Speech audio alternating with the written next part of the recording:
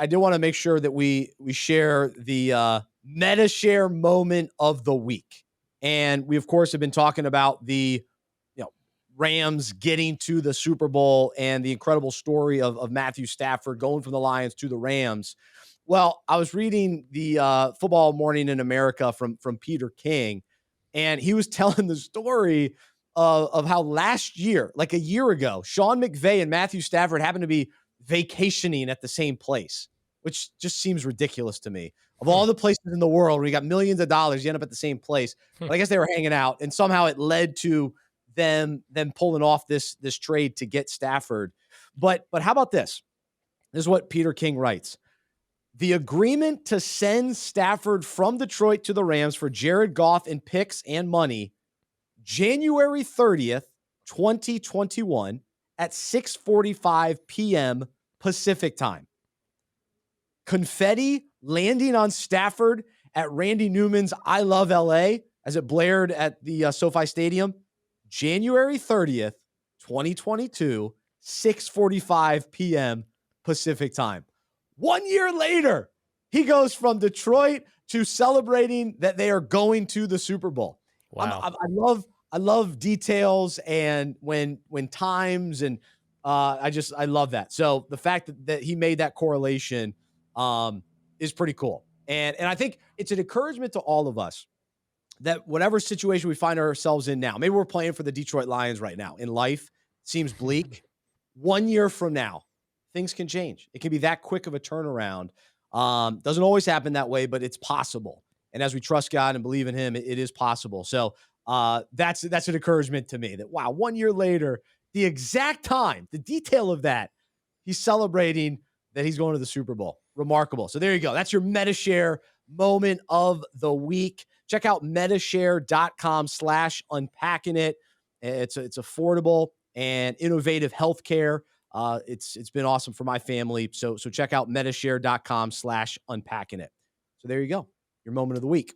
Man, that's a big moment. Yeah, just, again, seeing all that has changed in the 1 year. Matthew Stafford's career changed that quickly. So, I don't know. It's the so reason cool. You mentioned the vacation too, both of them were on vacation. I don't know if it was that. I don't think it was that day. They're probably a couple days before that, whatever, a week before they were on vacation together. However, it led to that pulling off the deal. But that's what happens when your season's over. You go on vacation. And so now this year they're playing, and it's pretty sweet. So have fun, Jimmy G and the 49ers. We haven't even talked about them. We totally overlooked. We haven't even mentioned the 49ers on this show, have we? About their we probably should. They deserve a lot of credit. It was a pretty good run. It was a pretty good run. Really? They were down and out. They started 2-4 and then won like 9 of their last 10. I mean, that to beat the Rams 6 times in a row, I did not realize that. I know. That's what 3 years? 3 years of divisional games?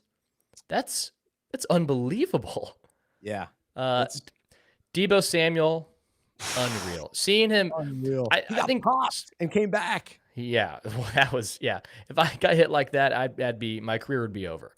Also, actually, if I was asked to run a slant across the middle, I'm breaking it off to a fade every time. Yeah, don't ask me to run across the middle. No, thank Coach. Yeah, I will not be running slants for your team. No but I mean, sports are just gut-wrenching. 14 teams make the playoffs, 13 go home with their heart in pieces. And to see Deebo Samuel crying, like 5 minutes after the game, he's still crying. And that's just like, I don't know. That over there. That was interesting. Say that again? OBJ was over consoling him. Yeah. Overall, that was probably a cool moment. Maybe that's the Medi-Share moment. There you go. Maybe.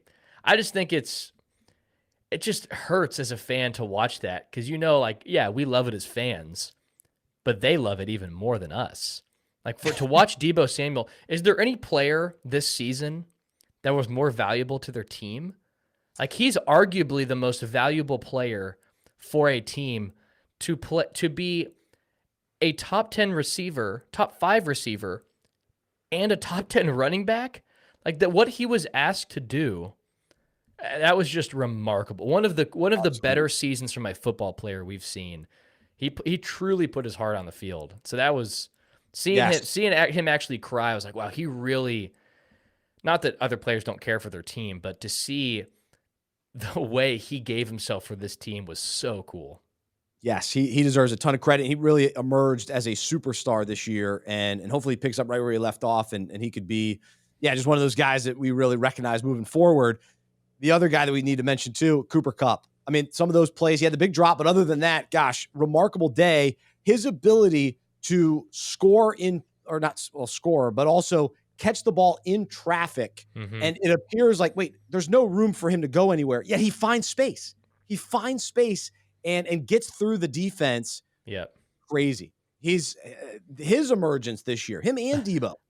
Really, Oh, I mean, yeah. Cooper was good. Like, he's been good. There's no question about it. But he Yeah. became a superstar this year. Maybe the best receiver between him and Debo, but Debo gets the running, so it kind of adds to True. his value a little bit. But Kupp Yeah. is a touchdown machine. Just throw it to him. He gets in the end zone. Yeah. Well, as great as Debo was, if Cooper Kupp doesn't win Offensive MVP this year, I'm gonna start a riot. Like, are you kidding me? If Jonathan Taylor wins Offensive MVP, yeah, great season. But the Triple Crown, well, it's done a handful of times in NFL history.